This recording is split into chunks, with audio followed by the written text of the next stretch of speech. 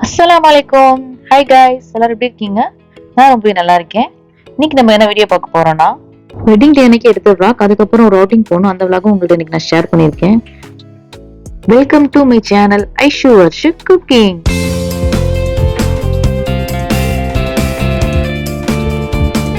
பிள்ளைங்களுக்குலாம் birthday வந்தா வீட்டில் நான் தான் கேக் செய்வேன்.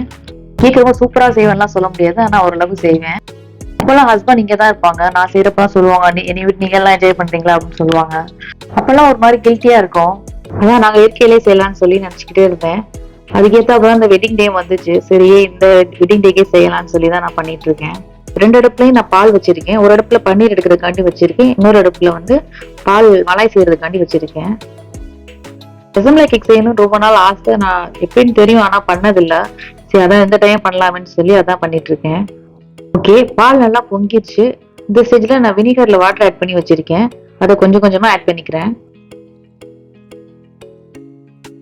உடனே எல்லா வாட்டரையும் ஆட் பண்ணாம கொஞ்சம் கொஞ்சமா மிக்ஸ் பண்ணுங்க. அப்பதான் பால் கொஞ்சம் கொஞ்சமா திரையும். பால் திரையில கரண்டி விட்டுறாம கிண்டிக்கிட்டே இருக்கணும், இல்லாட்டி அடி பிடிச்சிரும். ரசமலாய் நான் நைட் தான் பண்ணிட்டு இருக்கேன். இப்படி பண்ணி ஃப்ரிட்ஜ்ல வச்சுட்டு அடுத்த நாள் செய்யறதுக்கு ஈஸியா இருக்கும், அதனால தான் அப்படி பண்ணிட்டு இருக்கேன்.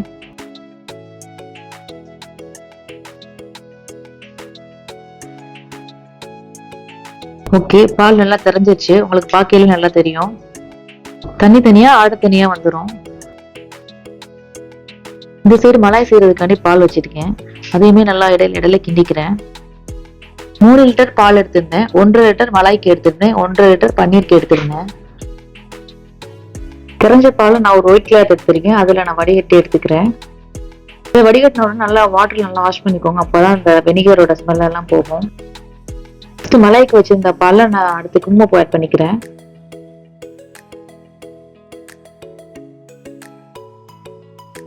பால் நல்லா வத்தணும். இடையில கரண்டி விட்டு கிளறி விடுங்க. இது பன்னீருமே ரெடி ஆயிடுச்சு. லெவல்ல உள்ள பன்னீரை ஒரு பவுல்ல நான் மாத்திக்கிறேன். நல்லா கை வச்சு நல்லா அழுத்தி அழுத்தி பிசையணும். நல்லா கொஞ்சம் சப்பாத்தி மாவு எப்படி பிசையும் அது மாதிரி நல்லா இழுத்து இழுத்து பிசையணும். நான் ஃபுல் கிரீம் மில்க் தான் எடுத்திருக்கேன். எனக்கு ஆடை நல்லாவே ஃபார்ம் ஆச்சு. இல்ல, ஓரங்கள்ல இருக்க ஆடை எல்லாத்தையும் எடுத்து எடுத்து அந்த பால்ல விடுங்க. அப்பதான் டேஸ்ட் நல்லா இருக்கும்.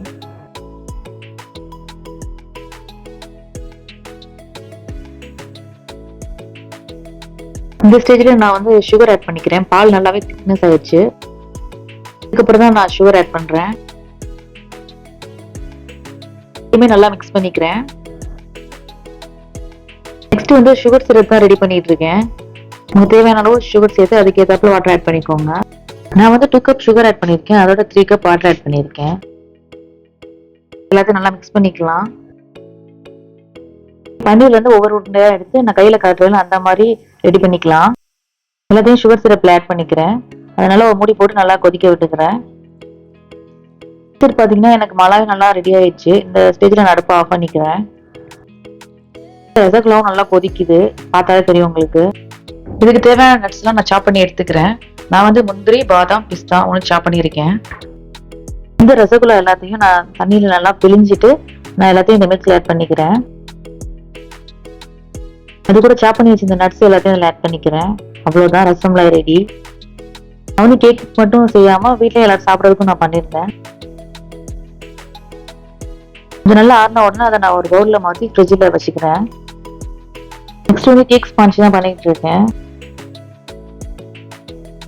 கேக் செய்யற எல்லா திங்ஸுமே ஊர்ல தான் இருக்கு. Rolling plate, piping bag, icing பண்ற திங்ஸ் எதுவுமே என்கிட்ட இல்ல.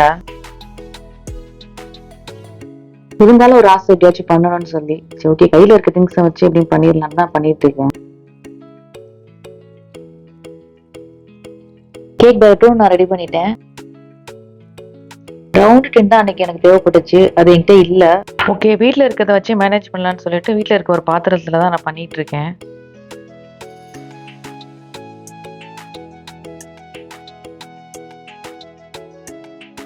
கேக்கையும் நான் பேக் பண்ணி எடுத்துக்கிறேன். நெக்ஸ்ட் மார்னிங் ஃபுட் தான். மார்னிங் ஃபுட் நான் அன்னைக்கு ஃப்ரூட்ஸ் தான் எடுத்துக்கிட்டேன். போன வீடியோல சொல்லியிருந்தேன் ஃப்ரூட் ஷாப்ல ஒரு பழம் வாங்கினேன்னு சொல்லி. அந்த பழம் தான் இன்னைக்கு நான் கட் பண்ணிட்டு இருக்கேன். வாங்க, நான் உங்களுக்கும் காட்டுறேன் அந்த பழம் எப்படி இருக்குன்னு. உள்ள கட் பண்ண அப்படியே மேங்கோ கலர்ல இருந்துச்சு. பாக்குறதுக்கு மேங்கோ மாதிரி தான் இருந்துச்சு. ஆனா டேஸ்ட் வந்து மேங்கோ மாதிரிலாம் இல்ல, நல்லா சூப்பரா இருந்துச்சு. எப்படி சொல்றதுன்னு தெரியல, நல்லா இனிப்பா இருந்துச்சு. ஆப்பிள் கட் பண்ற மாதிரி தான் இதையும் கட் பண்ணணும். ஆப்பிள் கட் பண்ணல எப்படி நடுவில் விதை இருக்கும், அதே மாதிரி இதுலயுமே 2 விதை இருந்துச்சு. டேஸ்ட்டுமே சூப்பரா இருந்துச்சு. அடுத்த தடவை போனா வாங்கலாம் அப்படிங்கிற மாதிரி தான் இருந்துச்சு.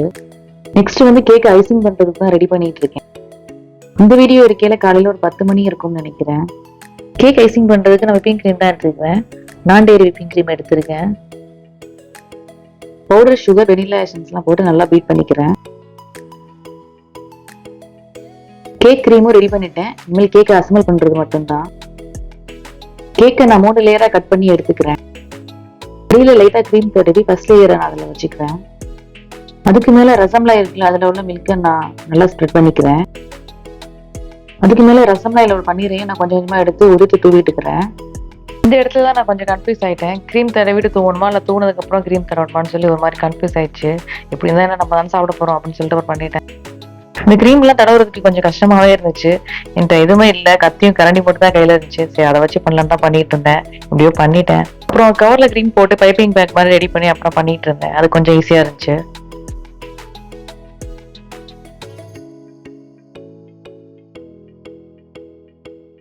அடுத்த லேயர் நான் வந்து கரெக்டா வச்சுட்டேன்.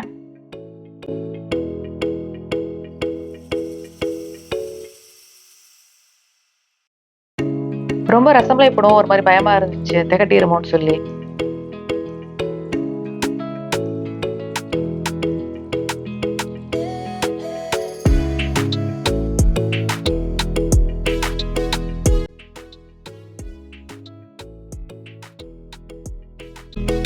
ஃபைனலா கேக்கை நல்லா க்ரம் கோட் கொடுத்துட்டு ஒரு 15 மினிட்ஸ் ஃப்ரிட்ஜில் வச்சுட்டேன். கேக்கும் கொஞ்சம் நல்லா செட் ஆயிருந்துச்சு. ஹார்ட் ஷேப்ல தான் கேக்கு கட் பண்ணிக்கிட்டு இருக்கேன். இந்த மாதிரி நான் கட் பண்ணதே கிடையாது, இதுதான் ஃபர்ஸ்ட் டைம் கட் பண்றேன். கொஞ்சம் பயந்துட்டே தான் கட் பண்ணிக்கிட்டு இருந்தேன். இது நம்ம கரெக்டா ஒரு மாதிரி என்னன்னு தெரியல, பேசாம ரவுண்டே பண்ணிருக்கலாங்கிற மாதிரிலாம் நினைச்சிட்டேன். ஓரளவுக்கு கரெக்டாவே பண்ணிட்டேன். ஃபைனலா கேக் இப்படிதான் பண்ணியிருந்தேன். பார்த்து சொல்லுங்க கேக் எப்படி இருக்குன்னு. ஹார்ட் ஷேப் வந்து ரொம்ப பர்ஃபெக்டா பண்ணிருக்கேன்லாம் சொல்ல முடியாது, ஆனா ஃபர்ஸ்ட் டைம் பண்ணதுக்கு எனக்கு ஓகேங்கிற மாதிரி தான் தோணுச்சு.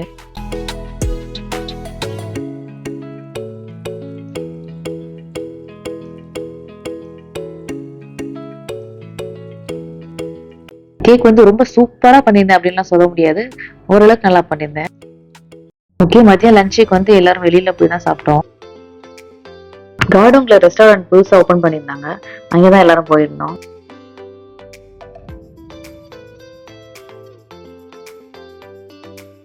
நாங்க வந்து மந்தி தான் சாப்பிட்டோம் அன்னைக்கு.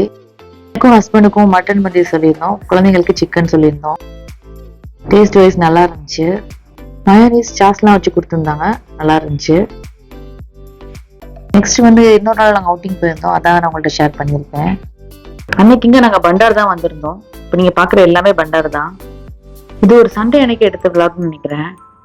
அன்னைக்கு இங்கே சூப்பராக இருந்துச்சு. சாட்டர்டேலாம் போயிருக்கோம், ஆனால் இந்த அளவுக்கு க்ரௌட் இருக்காது. அன்னைக்கு இங்கே நல்லா க்ரௌடாகவும் இருந்துச்சு, பார்க்க நல்லா கலர்ஃபுல்லாகவும் இருந்துச்சு.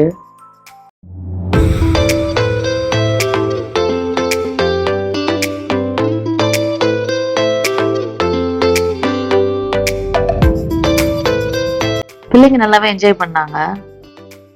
இதுக்கு முன்னாடி நாங்கள் இங்கே வந்திருக்கோம், அப்போல்லாம் இது ஓப்பன்லேயே இருக்காது, எல்லாமே க்ளோஸ் பண்ணி தான் இருக்கும். இன்னைக்கு இங்கே எல்லாமே ஓப்பன் பண்ணியிருந்தாங்க, பார்க்க சூப்பராக இருந்துச்சு.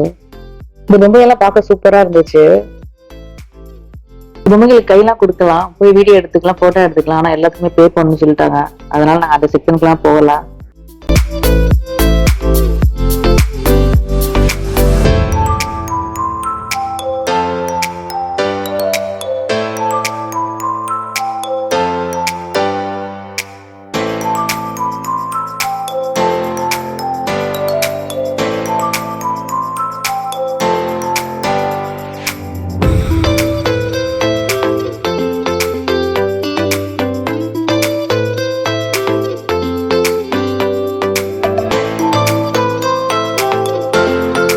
விளாகோட எண்டுக்கு வந்தாச்சு. இந்த வீடியோ உங்களுக்கு பிடிக்கும்னு நினைக்கிறேன்.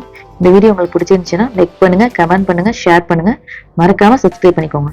தேங்க்ஸ் ஃபார் வாட்சிங்.